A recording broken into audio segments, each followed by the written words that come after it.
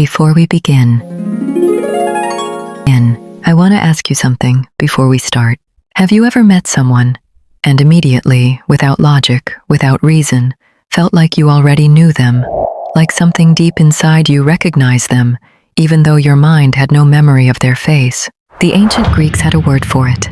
They believed that every human soul was once whole and then split in two, scattered across the earth, and that our entire lives are really just one long search to find the other half.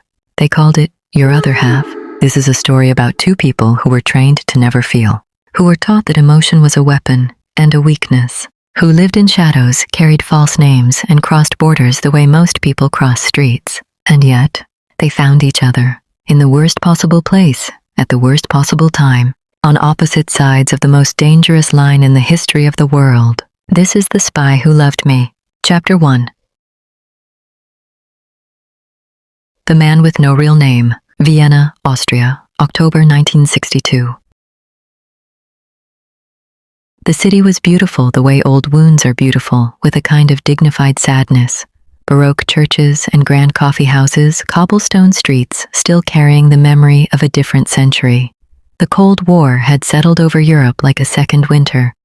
Invisible but everywhere in the careful eyes of strangers on trams, in the silence between words at dinner parties, in the way people walked slightly faster after dark. His name in this city on this passport was Daniel Marsh. In reality, he was James Cole, CIA officer, 34 years old, born in Chicago, raised in Boston, educated at Georgetown. He had a scar on his left hand from an assignment in Budapest he was not allowed to talk about, and a habit of ordering black coffee and never finishing it. James Cole had been many people: a journalist in Prague, a businessman in East Berlin, a diplomat's assistant in Warsaw. He wore his covers like well-tailored suits, perfectly fitted, comfortable, easy to slip on and off. What he did not wear, ever what he had spent a decade carefully removing, was anything that looked like feeling. His station chief in Langley had once written in his evaluation, "Cole is the finest operational officer in the European division, cold as winter glass, exactly what this work requires." James had read that and felt nothing, which he supposed proved the point. He was in Vienna for a dead drop, simple operation. A Soviet diplomat named Volkov had been making quiet overtures for 3 months, hints through back channels that he had something valuable, documents, possibly a list of KGB assets embedded inside NATO governments. James's job was to be at the Café Central on Herrengasse at 7 p.m., order a mélange de Viennese coffee, leave a folded newspaper on the chair beside him, and wait. 30 minutes maximum, then leave, simple. He arrived at 6:52, ordered the coffee, placed the newspaper. And then at 6:58, the door opened and someone walked in who was not Volkov. Chapter 2. The Woman with Winter Eyes. She wore a dark green coat. That was the first thing he noticed. Not her face. The coat. Because it was the kind of green that belongs to deep forests and old paintings. And it was completely wrong for October in Vienna, where everyone was already wearing gray and black and the colors of approaching winter. She was not trying to disappear, and that, to James Cole, who had spent 10 years watching people try to disappear, was the most interesting thing in the room. She scanned the cafe the way he had scanned it when he walked in. Not obviously, not dramatically, but completely. A painter studying a canvas. Her eyes moved from the entrance to the bar to the back hallway to the windows, and then to him. And stopped. She sat down 2 tables away, ordered tea, opened a book. Bulgakov, he noticed, The Master and Margarita in Russian. She did not look at him again. James understood with the specific clarity that comes from years of training exactly 3 things. 1, she was KGB. 2, she was here for the same reason he was. 3, Volkov was not coming. The dead drop had been burned. Someone had talked. And now they were both sitting in the same cafe, American CIA, Soviet KGB, each knowing exactly what the other was, neither able to say a word about it, in a city full of civilians drinking coffee and reading newspapers and having no idea. The situation was, professionally speaking, extremely dangerous. James stood up, left money on the table, walked toward the door. As he passed her table, he noticed, and he would think about this for weeks afterward, that she had turned down the corner of a page in her book, carefully, like someone who intended to return to it. He walked out into the cold Vienna night. He did not look back. He told himself this was the right decision. He was wrong. Chapter 3. Her name was Natasha. Her name was Natasha Sorokina, but she had not used that name in 4 years. In Vienna, she was Elena Varga, cultural attaché to the Soviet embassy. In reality, she was a senior field officer of the first chief directorate of the KGB, the Foreign Intelligence Division. She was 31 years old, born in Leningrad, and she had spoken English since she was 9, French since 12, and German since 15. Her mother had been a literature professor, her father a military engineer. She had grown up in a house full of books and silence, the particular kind of silence that lives between people who love each other but have forgotten how to say so. She had joined the KGB at 22, not out of ideology, though she had tried for a while to believe, but because she was exceptional, and the KGB was the only institution in the Soviet Union that would fully use what she had. She was, her superiors agreed, extraordinary, cold in the field, precise in her analysis. She read people the way musicians read scores, not just the notes, but everything underneath. The tempo of breathing, the micro-expressions that lasted less than a second, the way someone held their hands when they were afraid versus when they were lying. She had ended 2 operations in Berlin, turned an asset in London, extracted a Soviet scientist from Stockholm without a single shot fired. She was, professionally, untouchable. Personally, she was alone. This was a choice she had made, consciously, years ago. Attachment was a liability in this work. She had watched colleagues lose their judgment over love, over children, over the small, warm, ordinary things that make a life. She had decided, quietly and without drama, that she would not make that mistake. She had almost convinced herself she didn't want those things anyway. And then she went to Vienna, and a man with careful eyes and an unfinished cup of coffee walked past her table, and something she had locked away a long time ago quietly, without fuss, turned over in her chest like a key. Chapter 4. The Second Meeting.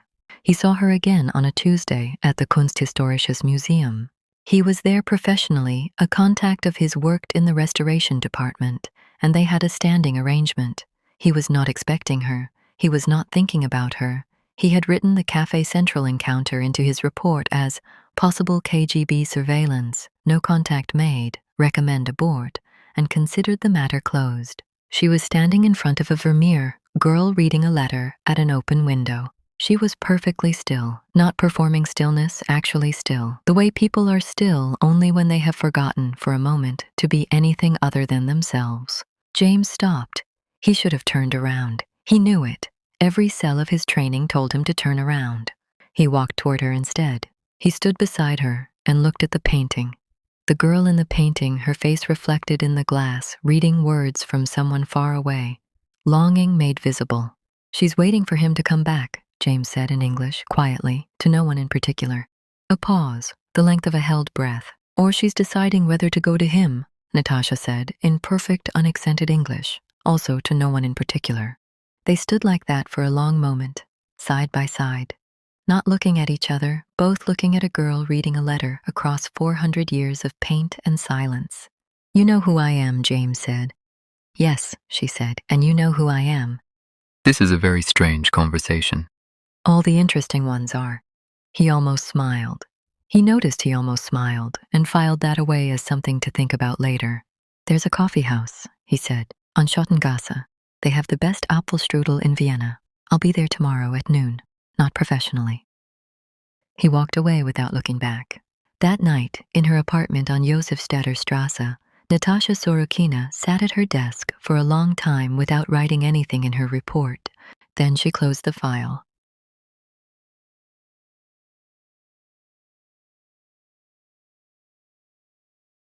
And she allowed herself, just for a moment, to think about a painting of a girl reading a letter. Chapter 5. Noon on Schottengasse. She came. He had not been certain she would. He had told himself it didn't matter either way. He had made a list of reasons this was professionally catastrophic and personally irrational. He had reviewed that list several times. Then she walked in, still wearing that green coat, and the list dissolved. They sat across from each other at a small table near the window. Vienna moved past outside, trams, umbrellas, the ordinary motion of a city that didn't know it was hosting something extraordinary. They ordered in German, they spoke in English, and for the first time in longer than either of them could clearly remember, they spoke as themselves. Not as Daniel Marsh or Elena Varga, not as CIA or KGB, not as American or Soviet, just as two human beings who were, underneath all the training and the silence and the careful architecture of their professional selves, lonely in exactly the same way. "What do you actually love?" he asked her, somewhere in the second hour. "Not what you're good at. What do you love?" She looked at him. She was deciding something. He could see it. The exact moment when a person chooses to trust. "Dostoevsky," she said. "Real snow, not the kind in cities, the kind in forests where no one has walked. Tea when it's almost too hot. The moment in music just before the resolution, when everything is suspended." She paused. "And the feeling that something extraordinary is about to happen, even when it probably isn't, especially then." He was quiet for a moment. "I haven't felt that in years," he said. "Neither have I," she said, "until 4 days ago." The coffee house was warm. Outside, it had started to rain, that soft Viennese rain that makes the cobblestones shine like mirrors. James Cole looked at Natasha Sorokina, truly looked at her, the way you only look at someone when you've stopped protecting yourself from what you see. And understood, with a certainty that had nothing to do with intelligence training and everything to do with something older and wiser than any training. He was in serious trouble, the best kind. Chapter 6, What Cannot Last. For 3 weeks, they were something that had no name in either of their languages. They walked along the Danube Canal in the early mornings when the city was still half asleep. They argued about literature. She believed Tolstoy was greater than Dostoevsky. He was wrong about this, but argued beautifully. They went to a concert at the Musikverein and sat in the dark listening to Schubert and said nothing because nothing needed saying. They did not talk about their work. They did not ask questions that would require lies. They built, very carefully, a space between them that was only about what was real. And within that space, something grew that neither of them had the right words for. Then, on the last Tuesday of October, Natasha received orders. She was being recalled to Moscow, immediately, a new assignment, no timeline for return. She sat with the telegram for a long time. Then she wrote James a note, not a letter, just a note, 6 words, and left it at a place only he would know to look. He found it that evening. He read it 3 times. Then he made a decision that his station chief would have called professionally insane. He bought a train ticket. Chapter 7, The Mission. What happened in the next 72 hours is the kind of story that if it were fiction people would call too dramatic to be believable. James had learned, through channels he was not supposed to have, that Natasha's recall to Moscow was not a new assignment. It was a summons. Someone in the KGB had become suspicious about her activities in Vienna, about the reports she had not filed, about 3 weeks of movements that didn't entirely add up.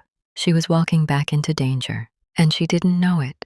James Cole crossed into Soviet-controlled territory with false papers and a plan that had, by his own calculation, a 40% chance of working.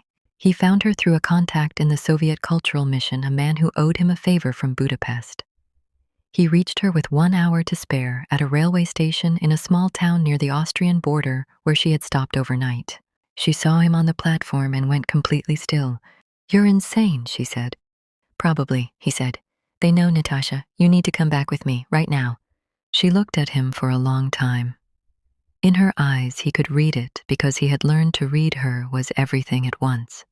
Fear and relief, and something so tender it almost hurt to look at directly. "If I cross back," she said quietly, "I cannot go home, ever." "I know. My mother is in Leningrad." "I know that too." A silence. The train behind them exhaled steam into the cold night air. "The note you left me," he said. 6 words. "You wrote, I was going to find you." She didn't say anything, but her eyes said everything. "I found you first," he said. "Come home." She took his hand. They walked off the platform together into the dark, toward the border, toward a life neither of them had planned and both of them had been, without knowing it, waiting for. Epilogue. What love actually is. They made it across. James resigned from the CIA 6 months later. Natasha was resettled under a new identity, one that was finally, truly hers to keep. They moved to a small town on the coast of Maine, close to the ocean he had described, where the air in autumn smelled sharp and wild and free. She learned to sail. He read Dostoevsky. She was right about him in the end. They were, for the rest of their lives, on the same side. And here's what I want to leave you with.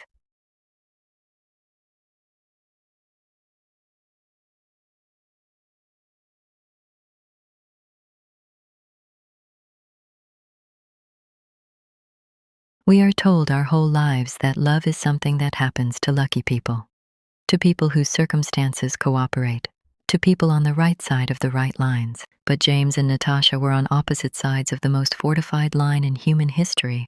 Different countries, different languages, different ideologies, different orders from different governments telling them in every possible way that the other person was the enemy. And yet, love didn't ask for permission. It didn't check passports. It didn't care about borders. It didn't read the memos from Moscow or the cables from Langley. It just arrived in a green coat in a cafe in Vienna, in front of a painting of a girl reading a letter. Maybe that's what love actually is.